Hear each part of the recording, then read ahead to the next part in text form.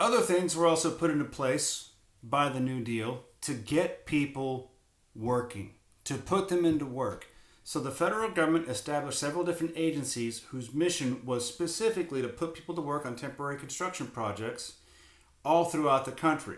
So the Civil Works Administration, the CWA, put 4 million people to work building projects and constructing things like schools, roads, parks, working on national parks and things along those lines.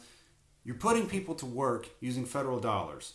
So that is something that as a necessity, you want to maintain many of these things and build infrastructure in the first place. Now you're putting people to work while doing it.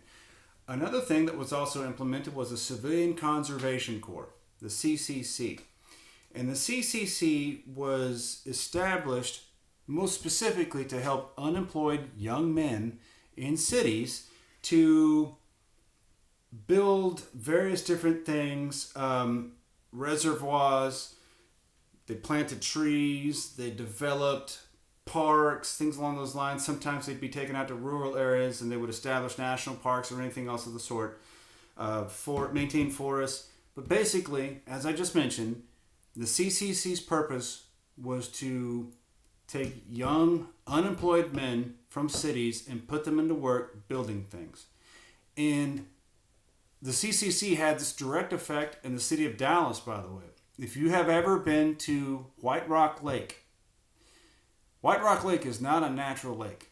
That is a reservoir that was built in the 1930s by the CCC. So young men in the Dallas area built and constructed the reservoir that we know as White Rock Lake.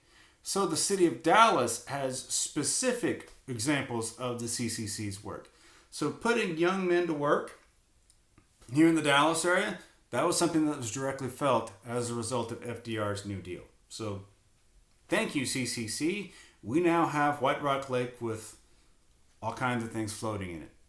Who knows? Okay. Also around this time, the Federal Housing Authority, or FHA, was enacted to ensure mortgages and new construction and home repairs. So the FHA made folks with low income or perhaps very limited amount of credit, it provided these folks an opportunity to actually get a house. So my parents, for example, when they were first married, they bought a small house in Weslaco, Texas, and they were both teachers, so they didn't have a whole lot of money. They really didn't have much credit, but under FHA guidelines, they could get an FHA loan with a minimum down payment. They could buy a house up to a certain price point, and they obtained an FHA loan. Okay, FHA is still very much a part of the mortgage industry and the housing industry today. You have to have certain regulations. The house has to be appraised for various different things. It's going to look a little bit different. Your interest rate may not be quite as good as it would be for a conventional loan, but it's still reasonable, and it's guaranteed by the Federal Housing Authority.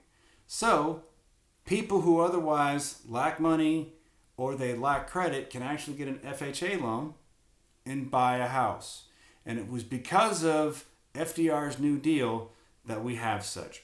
So the FHA, the CWA, and the CCC were all enacted to get people in homes and to get them working, pumping money into the economy.